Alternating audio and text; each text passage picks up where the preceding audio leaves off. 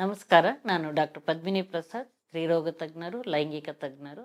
ಇಂದಿನ ಚಿತ್ರಲೋಕ ಯೂಟ್ಯೂಬ್ ಕಾರ್ಯಕ್ರಮದಲ್ಲಿ ನಾನು ಮಾತಾಡ್ತಿರೋವಂಥ ವಿಷಯ, ಈ ಮಕ್ಕಳಾಗೋದಕ್ಕೆ ಅಥವಾ ಗರ್ಭಧಾರಣೆಗೆ ಸೂಕ್ತವಾಗಿ ಹಲವಾರು ವೈಜ್ಞಾನಿಕವಾದ ವೈದ್ಯಕೀಯ ಆವಿಷ್ಕಾರಗಳು ಬೆಳೆದು ಬಂದಿದೆ. ಅದರೊಳಗೂ ಬಹಳ ಸುಲಭವಾದ, ಬಹಳ ಸಾಮಾನ್ಯವಾದ ಒಂದು ಚಿಕಿತ್ಸೆ ಅಂತ ಹೇಳಿದರೆ ಕೃತಕ ವೀರ್ಯಧಾರಣೆ. ಈ ಕೃತಕ ವೀರ್ಯಧಾರಣೆ, ಕೃತಕ ಗರ್ಭಧಾರಣೆ ಅಥವಾ test tube baby procedure, artificial ಇನ್ಸೆಮಿನೇಷನ್ನು, ನಾವು ಯಾವುದು ಅಸಿಸ್ಟೆಡ್ ರಿಪ್ರೊಡಕ್ಟಿವ್ ಟೆಕ್ನಾಲಜೀಸ್, ನಾವು ಸಹಾಯಕ ಗರ್ಭಧಾರಣೆಯ ವಿಧಾನಗಳು, ಇದನ್ನು ನೋಡೋಕ್ಕೆ ಹೋದರೆ ಇದನ್ನು ನಾವು ಬಹಳಷ್ಟು ಅರ್ಥ ಮಾಡ್ಕೊಳ್ಬೇಕು ಅನ್ನೋದಾದರೆ ಹೇಗೆ ಸಮಾಜದಲ್ಲಿ ಬಂದಿದೆ, ಇಂದಿನ ವೈದ್ಯಕೀಯ ರಂಗದಲ್ಲಿ ಹೇಗೆ ಅದು ಆವಿಷ್ಕಾರಗಳಾಗಿ ಇದರದ್ದೆಲ್ಲ ಅದು ನಮ್ಮ ಐಡಿಯಾಸ್ ಅಂತ ನಾವು ಏನು ಹೇಳಿದರೆ ನಮ್ಮ ಪುರಾಣ ಪುಣ್ಯಕಥೆಗಳಿಂದ ಕೂಡ ಅದು ಪ್ರಾರಂಭ ಆಗ್ಬೋದು. ಅಲ್ಲಿಂದ ಕೂಡ ಸಮಾಜದಲ್ಲಿ ಒಂದು ಸ್ತ್ರೀಗೆ ಮಕ್ಕಳಾಗದೇ ಇದ್ದಾಗ ಅಥವಾ ಪುರುಷನಿಗೆ ಮಕ್ಕಳಾಗದೇ ಇದ್ದಾಗ ಅವರ ಬೇರೆ ದೈಹಿಕ ಸಂಪರ್ಕ, ಇತರ ಸ್ತ್ರೀಯರೊಡನೆ ಸಂಪರ್ಕ ಇರ್ಬೋದು, ಇತರ ಪುರುಷನೊಡನೆ ಸಂಪರ್ಕ ಇರ್ಬೋದು, ಬೇರೆ ಒಂದು ವೀರ್ಯ ದಾನ, ಬೇರೆ ಪುರುಷನ ವೀರ್ಯ ಉಪಯೋಗಿಸಿ ಮಕ್ಕಳಾಗುವಂಥ ಸಂದರ್ಭಗಳನ್ನು ನಮ್ಮ ಪುರಾಣ ಪುಣ್ಯಕಥೆ, ರಾಮಾಯಣ ಮಹಾಭಾರತದಲ್ಲಿ ಕೂಡ ತಂದೆಯಿಂದ ವೀರ್ಯಾಣುಗಳಲ್ಲಿ ಇಲ್ಲದೇ ಇದ್ದಾಗ ಇತರೆ ವೀರ್ಯನ ಹೇಗೆ ಉಪಯೋಗಿಸಿ ಮಕ್ಕಳಾಗೋದಕ್ಕೆ ಸಾಧ್ಯ ಅನ್ನೋ ಒಂದು ಆಗಿನ ಕಾಲದಲ್ಲೇ ಪುರಾಣ ಪುಣ್ಯಕಥೆಗಳಲ್ಲಿ ಈ ವಿಷಯಗಳು ಹಾದು ಹೋಗಿದೆ.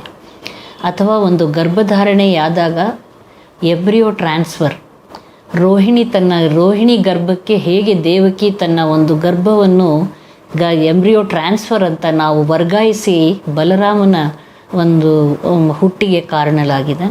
ಹಾಗೆಯೇ ಕುಂತಿ ಅವಳ ಗರ್ಭಪಾತವಾಗಿ, ಹೊಟ್ಟೆಯನ್ನು ಕಿವುಚಿ ಗರ್ಭಪಾತವಾಗಿ 100 ತುಂಡುಗಳಾಗಿ ಬಿದ್ದಾಗ ಅದನ್ನು ಹೇಗೆ ಒಂದು ಮಡಕೆಯೊಳಗೆ ಇಟ್ಟು ಬೆಳೆಸಿ ವ್ಯಾಸರು ಅದು 100 ಮಕ್ಕಳಾಗೋ ಥರ ಅದನ್ನು ನಾವು ಇನ್ವಿಟ್ರೋ ಫರ್ಟಿಲೈಸೇಷನ್, ಎಂಬ್ರಿಯೋ ಟ್ರಾನ್ಸ್ಫರ್ ಹೇಗೆ ನಾವು ಬೆಳೆಸ್ಬೋದು ಇದೆಲ್ಲದಕ್ಕೂ ಕೂಡ ಅವತ್ತೇ ನಮಗೆ ಅದರ ಒಂದು ವಿಷಯಗಳ ಪ್ರಸ್ತಾವನೆಯಾಗಿತ್ತು ಅಂತ ನಾವು ತಿಳ್ಕೊಳ್ಬೋದು. ಹೇಗೆ ಅವರಿಗೆ ತಂದೆಯಿಂದ ಮಕ್ಕಳಾಗದೇ ಇದ್ದಾಗ ಬೇರೆ ರೀತಿಯಿಂದ ಯಾವ ರೀತಿ ಆರ್ಟಿಫಿಷಿಯಲ್ ಇನ್ಸೆಮಿನೇಷನ್ ಅನ್ನೋದಕ್ಕೆ ಒಂದು ಇವತ್ತಿನ ಆರ್ಟಿಫಿಷಿಯಲ್ ಇನ್ಸೆಮಿನೇಷನ್ನು ಅಂದೇ ಒಂದು ನಮಗೆ ಅದರ ವಿಷಯಗಳನ್ನು ನಮಗೆ ತಿಳಿಯೋ ಥರ ಅದರ ಬೆಳವಣಿಗೆಯೇ ಬಹುಶಃ ಇಂದಿನ ಈ ಆರ್ಟಿಫಿಷಿಯಲ್ ಇನ್ಸೆಮಿನೇಷನ್ ಅಥವಾ ಒಂದು ಇನ್ವಿಟ್ರೋ ಫರ್ಟಿಲೈಸೇಷನ್ನು, ಟೆಸ್ಟ್ ಟ್ಯೂಬ್ ಬೇಬಿ ಅಥವಾ ಸರೋಗೇಟ್ ಮದರ್, ಒಂದು ಹೆಂಡತಿಗೆ ಯಾವುದೇ ರೀತಿಯಾಗಿ ಮಕ್ಕಳಾಗೋದಕ್ಕೆ ಸಾಧ್ಯವೇ ಕಾಯಿಲೆ ಸ್ತ್ರೀ ಆಗಿದ್ದಾಗ ಇನ್ನೊಂದು ಸ್ತ್ರೀ ಜೊತೆ ಸಂಪರ್ಕ ಬೆಳೆಸಿ ಅವಳಲ್ಲಿ ಮಗು ಮಾಡಿ ದತ್ತು ತಗೊಳ್ಳುವಂಥ ಪ್ರಕ್ರಿಯೆ ಆಗಿರ್ಬೋದು. ಅಥವಾ ಪುರುಷನಲ್ಲಿ ಅವರಿಗೆ ಒಂದು ಲೈಂಗಿಕ ಸಮಸ್ಯೆ ಇದ್ದಾಗ, ವೀರ್ಯಗಳಿಲ್ಲದೆ ಇದ್ದಾಗ ಸ್ತ್ರೀಯನ್ನು ಪರಪುರುಷನ ಸಂಪರ್ಕಗೊಳಿಸಿ ಒಂದು ಮಗುವಾಗಿ ಮಾಡ್ಕೊಳ್ಳೋದು, ಇದೆಲ್ಲ ನಮ್ಮ ಸಮಾಜದಲ್ಲಿ ಆಗಿನ ಕಾಲದಲ್ಲಿ ನಾವು ನೋಡ್ತೇವೆ ವಂಶವೃಕ್ಷ ಬೆಳವಣಿಗೆ ಆಗಬೇಕು ಅನ್ನೋದಕ್ಕೆ. ಆದರೆ ಇಂದಿನ ಒಂದು ಆಧುನಿಕ ವಿಜ್ಞಾನಗಳ ಆವಿಷ್ಕಾರಗಳಿಂದ ಯಾವುದೇ ದೈಹಿಕ ಸಂಪರ್ಕವಿಲ್ಲದೆ ನಾವು ಬೇರೆ ರೀತಿಯ ಈ ಥರ ಒಂದು ಕೃತಕ ವೀರ್ಯಧಾರಣೆ ಇರ್ಬೋದು, ದಾನಿ ವೀರ್ಯ ಇರ್ಬೋದು, ದಾನಿ ಅಂಡಾಣು ಇರ್ಬೋದು, ಕೃತಕ ಗರ್ಭಧಾರಣೆ ಇರ್ಬೋದು, ಇದೆಲ್ಲ ಯಾವುದೇ ದೈಹಿಕ ಸಂಪರ್ಕವಿಲ್ಲದೆ ವೈಜ್ಞಾನಿಕವಾಗಿ ಇದನ್ನೆಲ್ಲ ಮಾಡೋದಕ್ಕೆ ನಮಗೆ ಇಂದು ಸಾಧ್ಯವಾಗಿದೆ ಅಂತ ಅಂದು ನಮಗೆ ಸಿಕ್ಕಿದ ಒಂದು ಐಡಿಯಾಸ್ ಅಥವಾ ಆಗಿನ ಕಾಲದ ಆ ಭಾವನೆಗಳು, ನಡೆದ ಸಂದರ್ಭಗಳನ್ನು ಬೆಳವಣಿಗೆಯ ಇಂದಿನ ಕಾರಣ ಅಂತ ನಾವು ಖಂಡಿತವಾಗ್ಲೂ ಹೇಳ್ಬೋದು. ಹಾಗೆ ನಾವು ಮಾತಾಡಿದಾಗ ಕೃತಕ ವೀರ್ಯಧಾರಣೆ, ಯಾರಲ್ಲಿ ಇದನ್ನು ಕೃತಕ ವೀರ್ಯಧಾರಣೆ ಮಾಡ್ಬೋದು, ಹೀಗಂದರೆ ಏನು? ಒಂದು ಸ್ತ್ರೀಯರಲ್ಲಿ ಅಥವಾ ಏನಾದರೂ ಒಂದು ತೊಡಕುಗಳಿದ್ದಾಗ, ಅವಳ ಒಂದು ಗರ್ಭಕಂಠದಲ್ಲಿ ಒಂದು ತೊಡಕಿದ್ದಾಗ, ಸಂಭೋಗ ಕ್ರಿಯೆಯಲ್ಲಿ ತೊಡಕುಗಳಿದ್ದಾಗ, ಈ ವೀರ್ಯಾಣು ಪರಿಷ್ಕರಿಸಿದ ವೀರ್ಯವನ್ನು ನೇರವಾಗಿ ಗರ್ಭಕೋಶದ ಒಳಗಡೆ ಹಾಕಿದಾಗ, ಅದನ್ನು ಅಂಡಾಣುಗೆ ಹತ್ತಿರವಾಗಿ ಅಂಡಾಣು ಬಿಡುಗಡೆಯ ಸಮಯದಲ್ಲಿ ಹಾಕಿದಾಗ ಅಂಡಾಣು ಮತ್ತು ವೀರ್ಯಾಣು ಕೂಡಿ ಗರ್ಭಧಾರಣೆಯಾಗಿ ಒಂದು ಭ್ರೂಣವಾಗಿ ಗರ್ಭಕೋಶದಲ್ಲಿ ಕಚ್ಚಿಕೊಂಡು ಬೆಳೆಯೋದಕ್ಕೆ ಸಾಧ್ಯವಾಗತ್ತೆ. ಈ ಪ್ರಕ್ರಿಯೆನ ನೇರವಾಗಿ ಪರಿಷ್ಕರಿಸಿದ ವೀರ್ಯವನ್ನು ಗರ್ಭಕೋಶದ ಒಳಗಡೆನೇ ಹಾಕಿ, ಅದಕ್ಕೆ ಕೂಡ ಒಂದು ಸಿಂಪಲ್ ಆದ ಒಂದು ಸುಲಭವಾದ ಒಂದು ಪ್ರೊಸೀಜರ್. ಸ್ತ್ರೀಯ ಗರ್ಭಕೋಶದೊಳಗಡೆ ಒಂದು ಸಿರಿಂಜಿನ ನಾಳದ ಮೂಲಕ ಪರಿಷ್ಕರಿಸಿದ ವೀರ್ಯವನ್ನು ಅಂಡಾಶಯದಲ್ಲಿ ಒಳಗಡೆ ಹಾಕಿದಾಗ ಅಂಡಾಣು ಮತ್ತು ವೀರ್ಯಾಣು ಮಿಲನಗೊಂಡು ಇದು ಭ್ರೂಣವಾಗಿ ಗರ್ಭಕೋಶದ ಒಳಗಡೆ ಕಚ್ಚಿಕೊಂಡು ಬೆಳಿಬೇಕು ಅನ್ನೋದು ಈ ಪ್ರೊಸೀಜರ್ನ ಒಂದು ವಿಷಯ. ಇದರಲ್ಲಿ 2 ರೀತಿ ಇದೆ.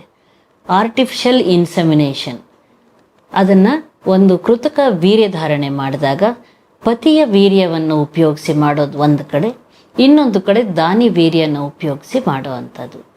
ಪತಿಯ ವೀರ್ಯದಲ್ಲಿ ಏನಾದರೂ ಒಂದು ತೊಂದರೆ ಇದ್ದರೆ, ಅದರ ಗುಣಮಟ್ಟ ಬಹಳಷ್ಟು ಚೆನ್ನಾಗಿಲ್ಲದಿದ್ದರೆ, ಅದರ ಒಂದು ಸಂಖ್ಯೆ ಅಥವಾ ಆಕಾರ ಅಥವಾ ಒಂದು ಚಲನೆಯಲ್ಲಿ ತೊಂದರೆ ಇದ್ದಾಗ, ಯೋನಿಸ್ಖಲನದ ನಂತರ ಚಲನೆ ಬಹಳಷ್ಟು ಕಡಿಮೆ ಇದ್ದರೆ ಈ ವೀರ್ಯಾಣುಗಳು ಚಲಿಸಿ ಗರ್ಭಕೋಶದ ಒಳಗಡೆ ಹೊಕ್ಕು ನಂತರ ಅದನ್ನು ಅಂಡಾಣುನ ಸೇರೋದು ಕಷ್ಟವಾಗ್ಬೋದು.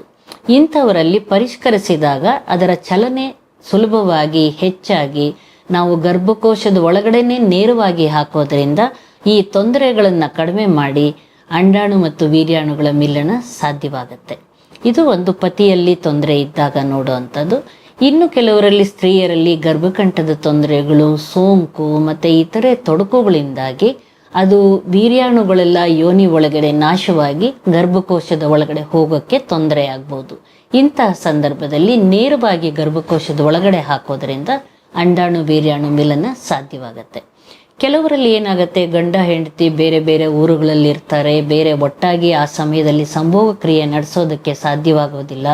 ಆ ದಿನ ಮಾತ್ರ ಒಂದು ಗಂಡ ಹೆಂಡತಿ ಬಂದು ಒಂದು ವೈದ್ಯರ ಹತ್ರ ಬಂದು ಈ ಕೃತಕ ವೀರ್ಯಧಾರಣೆ ನಾವು ಆರ್ಟಿಫಿಷಿಯಲ್ ಇನ್ಸೆಮಿನೇಷನ್ ಆ ದಿನ ಒಂದು ದಿವಸ ಹೇಗಾದರೂ ಸಮಯ ಮಾಡಿಕೊಂಡು ಬಂದು ಮಾಡಿಸ್ಕೊಳ್ಳೋಕೆ ಸಾಧ್ಯವಾಗುತ್ತೆ ಅನ್ನೋದು ಒಂದಾಗುತ್ತೆ. ಇನ್ನು ನೇರವಾಗಿ ಅದನ್ನು ಯಾವಾಗ ಅಂಡಾಣು ಬಿಡುಗಡೆಯಾಗತ್ತೆ, ಇದನ್ನು ಅಂಡಾಣು ಬಿಡುಗಡೆನ ಮೊದಲೇ ಸ್ತ್ರೀಯರಲ್ಲಿ ಈ ಹೆಚ್ಚಿನ ಒಂದು ಅಂಡಾಣು ಬಿಡುಗಡೆಯಾಗೋದಕ್ಕೆ ಕೆಲವು ಸಲ ಔಷಧಿಗಳನ್ನು ಕೊಡ್ತೀವಿ ಮುಟ್ಟಿನ ನಂತರ.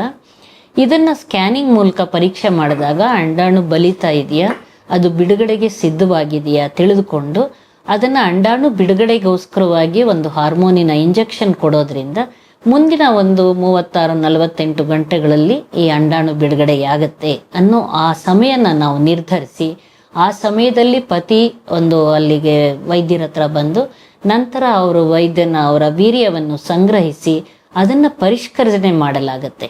ಅಂದರೆ ಅದನ್ನ ಒಂದು ವೀರ್ಯನ ಅದರ ಗುಣಮಟ್ಟ ಮತ್ತಷ್ಟು ಹೆಚ್ಚಿಸಿ ಅದನ್ನ ನಂತರ ಗರ್ಭಕೋಶದೊಳಗಡೆ ನಾವು ಹಾಕ್ತೀವಿ. ಇದು ಬಹಳ ಒಂದು ಸುಲಭವಾದ ಉಪಯುಕ್ತವಾದ ಒಂದು ವಿಧಾನ. ಹಲವಾರು ಜನರಲ್ಲಿ ಇದರಿಂದನೇ ಗರ್ಭಧಾರಣೆ ಆಗೋದಕ್ಕೆ ಸಾಧ್ಯವಾಗತ್ತೆ. ಇನ್ನು ಕೆಲವರಲ್ಲಿ ಆ ದಿನಗಳಲ್ಲೇ ಬಂದು ಕೆಲವರಲ್ಲಿ ವೀರ್ಯನ ಅವರು ಸಂಗ್ರಹಿಸಿ ಕೊಡೋದಕ್ಕೆ ಎಷ್ಟೋ ಜನರಿಗೆ ಕಷ್ಟವಾಗ್ಬೋದು ಅಥವಾ ಸಾಧ್ಯವಾಗದೇ ಇರಬಹುದು. ಅಂತಹ ಸಂದರ್ಭದಲ್ಲಿ ವೀರ್ಯನ ಮುಂಚೆಯೇ ಮೊದಲೇ ಅದನ್ನು ಸಂಗ್ರಹಿಸಿ ಇದನ್ನ ಸೆಮೆನ್ ಬ್ಯಾಂಕುಗಳಲ್ಲಿ ಅದನ್ನು ಪರಿಷ್ಕರಿಸಿ ಇಡೋದಕ್ಕೆ ಕೂಡ ಸಾಧ್ಯವಾಗತ್ತೆ.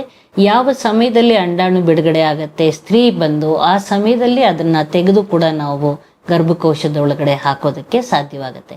ಆದ್ದರಿಂದ ಫ್ರೆಶ್ ಸೆಮನ್ ಸ್ಯಾಂಪಲ್ ಅವಾಗ ನಾವು ಪರಿಷ್ಕರಿಸಿ ಹಾಕ್ಬೋದು. ಅಥವಾ ಸ್ಟೋರ್ಡ್ ಸ್ಯಾಂಪಲ್ ಇದನ್ನು ಯಾರಿಗೆ ಆ ಸಮಯದಲ್ಲಿ ಅದನ್ನು ಸಂಗ್ರಹಿಸೋದಕ್ಕೆ ಕಷ್ಟವಾಗತ್ತೆ ಮುಂಚೆನೆ ಸಂಗ್ರಹಿಸಿಟ್ಟು ನಾವು ಸೆಮೆನ್ ಬ್ಯಾಂಕಲ್ಲಿ ಆದ ಸಮಯದಲ್ಲಿ ಕೂಡ ನಾವು ಅದನ್ನು ಉಪಯೋಗಿಸ್ಕೊಳ್ಳೋದಕ್ಕೆ ಸಾಧ್ಯವಾಗುತ್ತೆ. ಇದು ಪತಿಯ ವೀರ್ಯನ ಉಪಯೋಗಿಸಿ ಮಾಡುವಂಥ ವಿಧಾನ.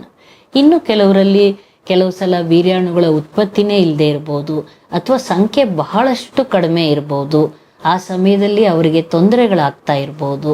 ಇಂತಹ ಸಂದರ್ಭದಲ್ಲಿ ಕೆಲವು ಸಲ ನಾವು ದಾನಿ ವೀರ್ಯ, ಈ ಸ್ತ್ರೀನಲ್ಲಿ ಯಾವುದೇ ತೊಡಕಿಲ್ಲದೆ ಇದ್ದಾಗ ಅವಳ ಅಂಡಾಣು ಬಿಡುಗಡೆಯ ಸಮಯ ನಿರ್ಧರಿಸಿ ದಾನಿ ವೀರ್ಯ ಇದನ್ನು ಪರಿಷ್ಕರಿಸಿ ಸೆಮೆನ್ ಬ್ಯಾಂಕುಗಳಲ್ಲಿ ಶೇಖರಿಸಿಟ್ಟಿರ್ತಾರೆ. ಇದನ್ನು ಚಿಕ್ಕ ವಯಸ್ಸಿನವರು, ಬೇರೆ ಯಾವುದೇ ಕಾಯಿಲೆ ಇಲ್ಲದೆ ಇರೋರು ಅಥವಾ ಆನುವಂಶಿಕ ಗುಣಗಳಿಲ್ಲದೆ ಇರೋ ಅಂಥವ್ರು, ಅದು ಗುಣಮಟ್ಟ ಚೆನ್ನಾಗಿರೋ ಅಂಥದ್ದು ಮತ್ತು ಯಾವುದೇ ಸೆಕ್ಶುಯಲಿ ಟ್ರಾನ್ಸ್ಮಿಟೆಡ್ ಡಿಸೀಸಸ್ ಅಥವಾ ಲೈಂಗಿಕ ಕಾಯಿಲೆಗಳಾಗಲಿ ಈ ಥರ ಬೇರೆ ಕಾಯಿಲೆಗಳು ಇಲ್ಲದೆ ಇರೋ ಅಂಥದ್ದು, ಕೆಲ ಮಟ್ಟಿಗೆ ಅವರ ಹೋಲಿಕೆಗಳು, ಗಂಡನ ಹೋಲಿಕೆಗಳು, ಅವರ ಎತ್ತರ, ಬಣ್ಣ, ಕೂದಲು ಬಣ್ಣ, ಕಣ್ಣಿನ ಬಣ್ಣ ಈ ಥರದನ್ನ ಕೆಲವರಲ್ಲಿ ನಾವು ಮ್ಯಾಚ್ ಮಾಡೋದಕ್ಕೆ ಸಾಧ್ಯವಾಗತ್ತೆ. ಅದನ್ನು ಅವರು ಒಂದು ದಾನಿ ವೀರ್ಯನ ಗರ್ಭಕೋಶದಲ್ಲಿ ಹಾಕಿದಾಗ ಅವರಲ್ಲಿ ಗರ್ಭಧಾರಣೆ ಸಾಧ್ಯವಾಗತ್ತೆ. ಯಾಕಂದರೆ ಎಷ್ಟೋ ಸಲ ಏನಾಗುತ್ತೆ, ಕೆಲವು ಸಲ ಈ ದಂಪತಿಗಳ ಇಬ್ಬರ ಒಪ್ಪಿಗೆ ಬೇಕು ಈ ದಾನಿ ವೀರ್ಯ ಹಾಕೋ ಸಮಯದಲ್ಲಿ. ಅದಕ್ಕೆ ಅದರದೇ ಆದ ಒಂದು ರೂಲ್ಸ್ ಆ್ಯಂಡ್ ರೆಗ್ಯುಲೇಷನ್ಸ್ ಇರುತ್ತೆ.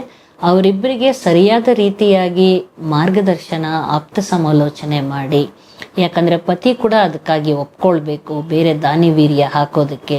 ಅವರಿಬ್ಬರ ಒಂದು ಒಪ್ಪಿಗೆಯಿಂದ ಮಾತ್ರವೇ ಇದನ್ನು ಮಾಡೋದು. ಅಥವಾ ಅವರಿಗೆ ತಿಳಿಯದೆ, ಹೆಂಡತಿಗೆ ತಿಳಿಯದೆ, ಗಂಡನಿಗೆ ತಿಳಿಯದೆ ಯಾವುದೇ ರೀತಿಯಲ್ಲಿ ಕೂಡ ವೈದ್ಯರು ಇದನ್ನು ಅವರಲ್ಲಿ ಯಾವುದನ್ನು ಮುಚ್ಚಿಡೋದಿಲ್ಲ. ಇದನ್ನು ವೆರಿ ಟ್ರಾನ್ಸ್ಪರೆಂಟ್ ಅಂತ ನಾವು ಹೇಳ್ತೀವಿ.